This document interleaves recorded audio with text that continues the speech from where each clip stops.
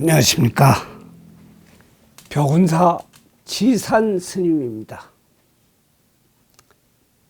가을인가 봅니다. 하늘이 높고 찬바람이 옷깃을 여미는 이맘때가 되면 우리는 문득 미처 챙기지 못한 나와 인연 있는 사람들이 생각나기도 합니다. 해서 오늘 아차 몰랐네 그것을의 23번째 이야기는 음력 9월 9일에 봉행하는 구구절에 대한 말씀을 드릴까 합니다. 요즘같이 앞을 봐도 캄캄하고 뒤를 보면 낭떠러지, 이럴 때는 관심 갖고 이 내용을 잘 보세요. 분명 길이 있습니다. 아직도 구독이란 글자가 빨간색이면 눌러주시고 좋으면 좋아요도 눌러주세요. 저는 하늘이 무너져도 솟아날 길을 부처님 말씀 따라 열심히 전달하겠습니다. 흔히들 절에서 구구절이란 행사를 하는 것을 볼 수 있었을 것입니다. 이 구구절은 중국에서 시작돼서 신라, 고려를 걸쳐 조선시대를 지나 지금은 아마 불교에서 그 명맥을 이어갑니다. 실은 불교적인 전통 행사보다는 동지나 설날과 같이 민간 신앙에서 유래된 명절과 같은 것입니다. 음양오행상 양수이며 길수는 홀수입니다. 1, 3, 5, 7, 9입니다. 1은 시작이고 9는 정점을 뜻합니다. 그래서 1월 1일은 설날로 1년이 시작되는 날, 3월 3일은 삼진날이라고 해서 봄이 오면서 좋은 일들이 일어난다고 해서 그러한 징조로 제비가 남쪽에서 온다고 하죠. 5월 5일은 단오로 홀수달 중 중간에 있다고 해서 창포에 머리를 감고 축제를 벌이는 날입니다. 7월 7일은 칠성날로 사랑, 수명, 행운을 얻는 좋은 날입니다. 바로 9월 9일도 구구절 또는 중구절이라고 해서 단풍놀이와 국화를 재료로 해서 화전을 해먹고 신라, 고려뿐 아니라 조선에서도 명절로 지내온 달입니다. 이웃과 햇곡식을 나누고 과거 시험도 치고 특히 기일을 모르는 무주영가들에게 제사를 지내는 풍습이 있어 불교에선 소외된 영가를 위한 위령천도제를 하는 날로 자리매김을 하게 된 것입니다. 그러므로 지금까지 해오던 부모, 조상을 위한 천도제가 아니라 언제, 어떻게, 어디서 죽은지도 모르는 제삿날조차 모르는 나의 조상이나 나와의 인연이 닿았던 영가들을 초청해서 그들에게 잊지 않았다고 하면서 위령을 하는 날인 것입니다. 우리가 이 세상에서 살면서 소외계층이 있듯이 영계에서도 제사법조차 구경 못하는 영가들이 있는 것입니다. 이를 불교에서는 무주고혼이라고 합니다. 즉 주인이 없다는 것이죠. 첫째, 어려서 사고나 병으로 세상을 하직한 영가와 결혼 전에 총각 처녀로 불가득하게 저승으로 간 영가님들. 둘째로는 자살하거나 누명을 쓰고 죽은 자와 또 처형된 자, 또는 삼족을 멸했을 때 이유도 모르고 죽은 영가님들입니다. 셋째는 행방불명 생사를 모르는 자와 낙상이나 사고로 죽은 혼들입니다. 넷째는 바로 전염병으로 길도 모르게 구속되었다 죽은 자들입니다.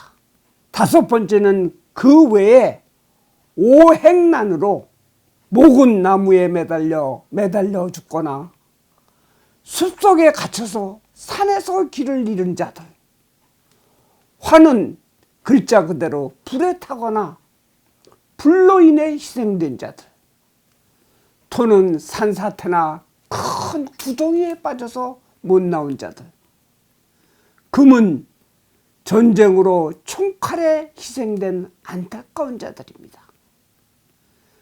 끝으로 수는 바로 물에 빠져서 못 나온 자, 이들을 전부 우리는 무주고원이라고 이야기합니다. 이상하게도 우리 주변에서는 오래된 관습에 따라 이런 희생자의 제사를 집에서 하는 것을 꺼려합니다. 살아서도 소외되면 억울한데 죽어서도 깊이 대상이 된다면 천추의 한이 맺히는 것입니다. 그 매듭은 바로 우리 후손이 풀어야 하는 것입니다. 부처님 제셋이 크게 시주하는 밤시라는 왕이 있었습니다. 그에게는 왕자가 3명이 있었는데 모두가 미남이고 학식도 높고 불심도 깊었으나 안타깝게도 3명 모두가 안진뱅인 것입니다. 그래도 이들은 누구에게도 원망하지 않는 성품이었다고 합니다. 어느 날 이 밤시라 왕이 꿈속에서 1000여 명의 아기들이 배고프다고 소리를 지르는 것입니다. 이 때문에 밤새 잠을 설치고 난 뒤 부처님께 꿈 이야기를 하자 부처님은 과거 전생에 내 친척들이 부처님께 올릴 음식을 훔쳐 먹은 과보로 1000겁 동안 악귀의 응보를 받고 있다. 너는 부처님께 열심히 공양과 천도제를 올렸지만 아쉽게도 공양을 올린 공덕을 악의보에 빠진 영가들에게 회양해 주지 못하여 그 영가들이 구원을 받지 못함으로 내 꿈이 혼란한 것이다 라고 하는 것입니다.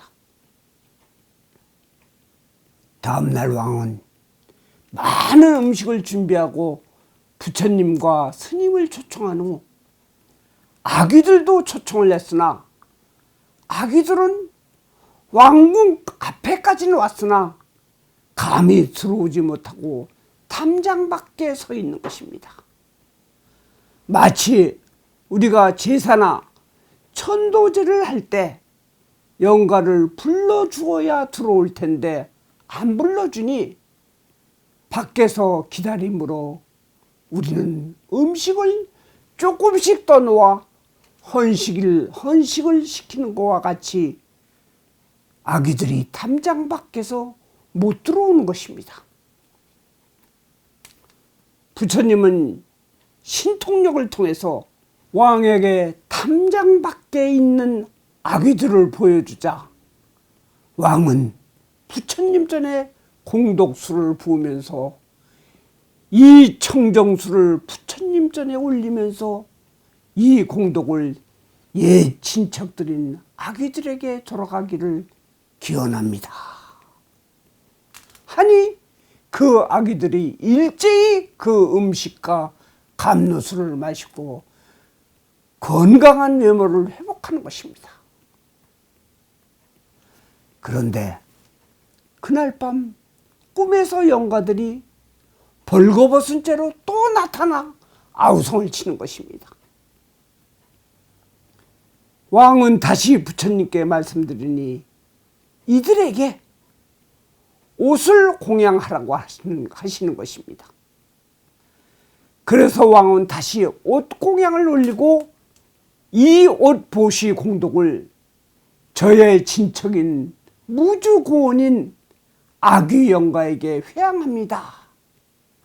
라고 발언을 하자 아귀들은 보석으로 치장된 좋은 옷을 입고 천상으로 올라가면서 왕에게 절을 하면서 가는 것입니다.